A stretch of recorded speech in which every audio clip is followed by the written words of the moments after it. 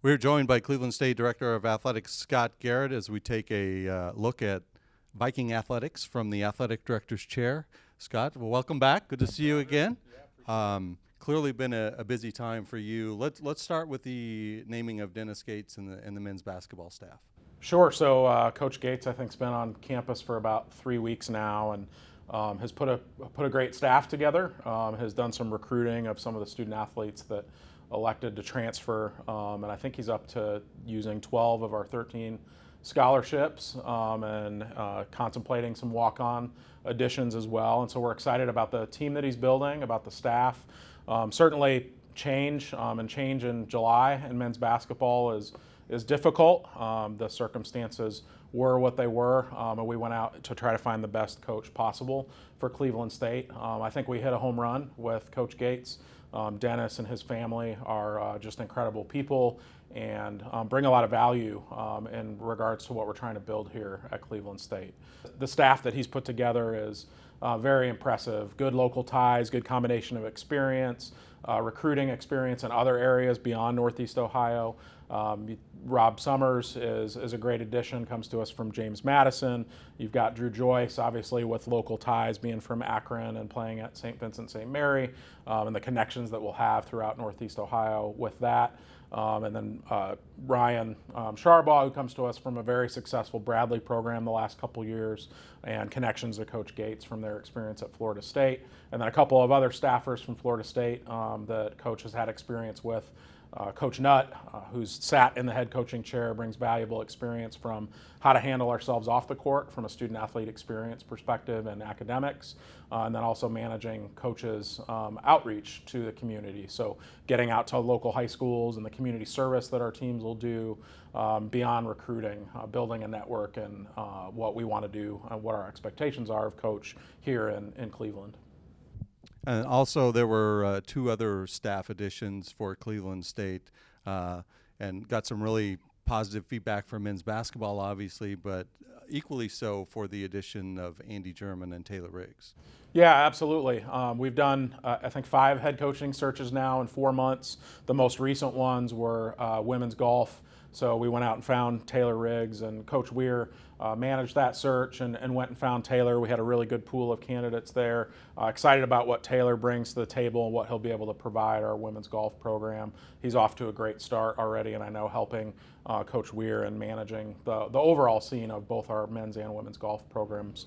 And then you've got Andy German, and certainly the continuity that Andy brings. We did an evaluation of what the lacrosse scene looked like and who might have interest out there, and certainly where we landed was the continuity, the value that Andy brings, the type of recruiting that they've done, especially in Dylan's absence since he left for Ohio State, has been very impressive. Have met some of the prospective student athletes that they brought on campus and their families, and just really good signs in that program. A great first 3 years. We've got our first senior class this year that I know wants to go out and accomplish a lot on the field, and that continuity of having Andy's leadership, I think, points us in a continued trajectory to have that program continue their performance. So not only have you been filling the spots in the staff, guess what? The season is ready to start. So why don't you give us a look ahead of what we have coming up, starting with a women's soccer match on Friday? Sure. So women's soccer has played 2 exhibitions already. Our men's team has gone out on the road and played an exhibition as well. So we're off and running. The teams have all reported. I've had dinner or met with each of our teams that have reported in men's and women's soccer, women's volleyball, and cross country. And then the remainder of our teams will start showing up in the next couple days. So we're excited about Magnus Fest, which is a university event for all of our new incoming students to Cleveland State. We'll play a major role in that event.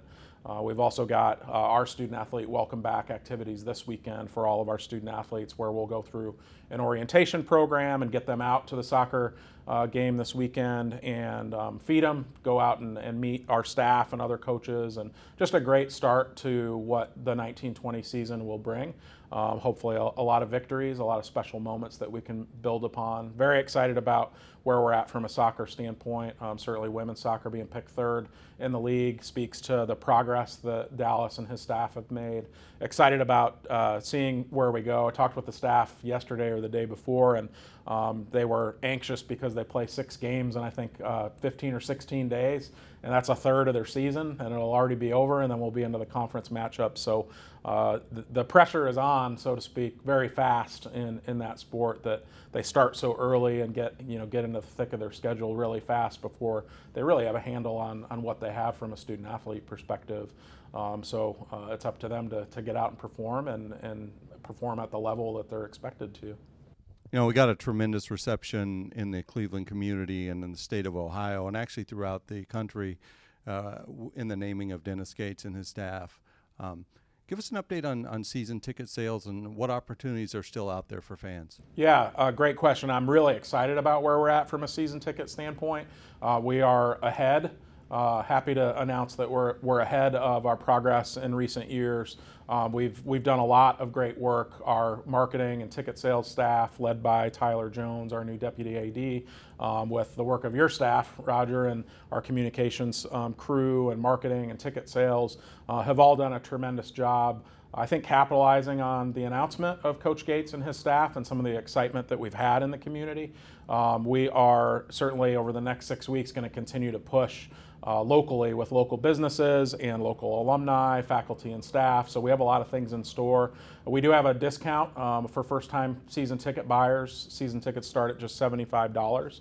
We are going to extend that deadline. Previously it was August 31st, and we're going to extend that out a couple weeks and give our staff a little bit more time to capitalize on the momentum that we've had.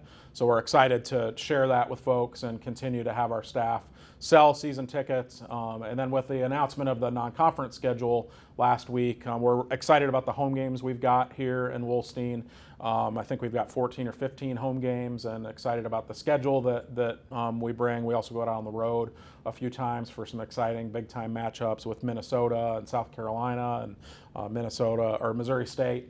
And excited to see where we head in the first few weeks of Coach Gates' tenure. I think we'll have a lot of exciting moments for our staff to build on and our student athletes to be excited about, that we'll get fans energized and start to bring crowds back into the Wolstein. That's the expectation. One of the initiatives that you've created, and I'll say this is kind of your baby, is the Viking Fund. And talk to us about how, if fans really want to impact the lives of our student athletes, this is a way to do it. Tell us a little bit about the Viking Fund. Sure. So I think what I learned when I got here in the first few weeks was that our teams have done a tremendous job of supporting themselves through fundraising activities. So we had a lot of restricted gifts specific to individual sport programs and their initiatives. And we certainly want that to continue. That's a great success story that I think our coaches and student athletes should continue to be proud of. The Viking Fund is really what I consider a model of the best practice in college athletics from an unrestricted giving standpoint. It's an annual program, starts at $19.64 all the way up to gifts of $25,000 or more. And there's various levels in between there. We'll reward folks for joining with various membership benefits. Some of those were historically included in what was called the Big Green for men's basketball season ticket holders. And so we kind of rebranded, folded those elements in from a hospitality standpoint with men's basketball ticketing, and then added additional benefits. And it gives us flexibility to invest in all 350 of our student athletes. So we certainly would want folks who have historically donated to individual sport programs to continue that level of giving. And then also consider a Viking Fund gift. That'll help us invest specifically into our programs for additional scholarships, for nutrition, for sports medicine, for facilities projects, and as our staff continues to build out what our strategic vision is, this will give us more flexibility financially to invest on behalf of donors right into our student athlete experience. Well, not only you were out busy adding people to the staff, the Horizon League went out and added Purdue Fort Wayne and now they're going to welcome them as a member of our conference. Just your thoughts on the addition of them and as we continue to evolve as a conference. Yeah, very excited with that news.